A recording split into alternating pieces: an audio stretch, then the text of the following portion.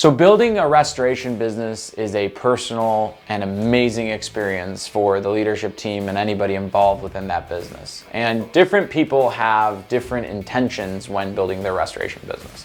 Some of you guys want to build, legacy within your families, and some of you guys probably were sick and tired of being just a technician and wanted to level up and decided, hey, I can do this myself. But the number one goal, I think, to everybody should be to build a valuable restoration business that at the end of the day, if push comes to shove and you do have to sell or you do have to exit, the capital markets would view it as something valuable as opposed to it selling just for an asset sale. And actually, a quick story on that was, I did have one of my close friends who now I coach call me one day and tell me, hey, I want to sell my restoration business. And I started talking to him about the numbers, everything like that. He was doing just under $1 million a year of revenue and really didn't have strong referral sources or a leadership team or even a team underneath him. And I told him, look, man, if you're going to sell your restoration business right now, it's going to sell for an asset sale. Meaning it's probably going to sell for way less than all the money that you put into the business. Your goal should be that if and when you get to the point where you do want to sell, it should be a valuable business that the capital markets would see as an awesome business to buy. If I were to build a restoration business today, my goal would be to get to that point where I've built a business as quickly as possible. The benchmarks there are $10 million worth of revenue, $2 million worth of EBITDA, and I would like to do that typically within 5 years. In this video, I want to give you the framework and the roadmap of what I think every one of you guys should do, so that way within the next 5 years, you have this business that either one, you can sell for a ton of money, or two, you can make cash flow positive and leave it within the family. So let's take a deep dive in. So the framework would be your first year, you would do about $1 million of revenue, and a couple other things need to hold true. The second year, you would go for 3. The following year, you would go for 6. The fourth year for 9. Afterwards, you'd cross the $10 million benchmark on the 5th year and go to 11, and then keep growing at about 30% year over year on the bottom line. That's kind of like the framework of the recipe, but every single year, certain things need to hold true. So let's take a look at year 1. Your first year, you are launching and going to market. What I would do within the first year is, by the end of that year, like I said, $1 million worth of revenue off of one fishing hole. So I would find the easiest fishing hole. And when I talk about fishing holes, there's a link below where I describe all the different fishing holes, but it's basically a referral source that is bringing in work for us. So I would probably go on and go to Google and find a good PPC provider and just online market my restoration business and focus to get to $1 million that first year with just online marketing. I would turn on the Thumbtacks of the world, the 33-mile radiuses of the world. I'd get, the restoration growth marketing team, turn all those on and just focus on mitigation only and get really good at it. The third thing that has to hold true on that specific year is that I find a way to get my production self-sufficient. So producing the jobs is not owner reliant. I'll do the back office work, I'll do the bookkeeping, I'll do the dispatching, I'll do some marketing, but I need to find a good crew chief and a technician and maybe even a project manager that can run the jobs self-sufficiently and I don't have to be in the field doing the work.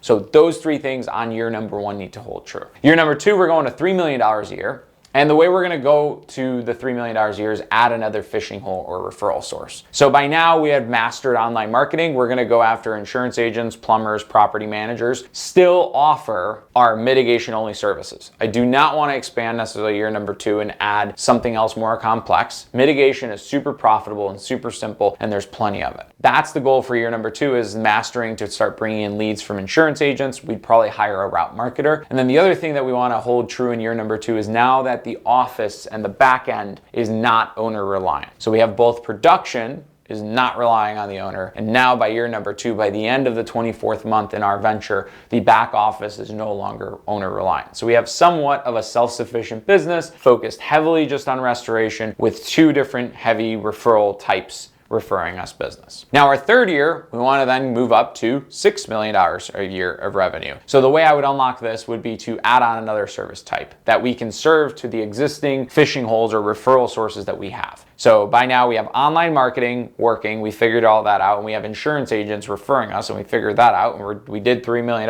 last year. Now I'm gonna figure out how do I add a rebuild division. So now we have all this mitigation work, we can funnel all those same leads to our rebuild division. Our rebuild division can now close these deals, and we go from 3 to 6 just by adding that rebuild work, and obviously our mitigation referrals are growing as well. And by this time, by the end of the third year, what also needs to hold true is I have a mid-level management team in place running these self-sufficient back-end and front-end production teams. So I have a office manager that is running all of the people in the office. I have some sort of production manager that is running all of the mitigation people. And then I have a sales manager that's running the sales people, and also a reconstruction manager that is running the reconstruction people. And as an owner, I am now basically serving the general manager role, and I'm working through these 4 people that are working through everybody else. Year 4, the target is now $9 million of revenue, just shy of that $10 million mark. And a couple of things have to actually hold true. Year number 4, we're going to expand on 2 different ways. One, we're going to expand our territory. So year number 1, we'll probably, I forgot to mention that, but we'd probably only pick a 20 to 30 mile radius around our hometown as to where we would serve. Now to get from 6 to 9, we're already sort of full service. We have reconstruction and mitigation. We need to get to 9 million. We're going to expand our territory to maybe 60 to 70 mile radius, something about an hour and a half to 2 hour drive. And then the next thing that we're going to do is we're going to go full service. So instead of just mitigation and reconstruction, we're going to now add another division called perhaps a contents division. We might add in a remodeling division. We're going to add some other synergetic service types and become a true full service restoration company. And just that alone should help us get from 6 to 9 within that year. And we're also going to look to acquire a general manager that's going to run the business, so that way now the business is fully self-sufficient. And the organizational structure there is going to be general manager, mid-level managers, and then employees. And now by this year, we're really close to a very attractive company that a lot of people would want to buy, because it's a $9 million a year company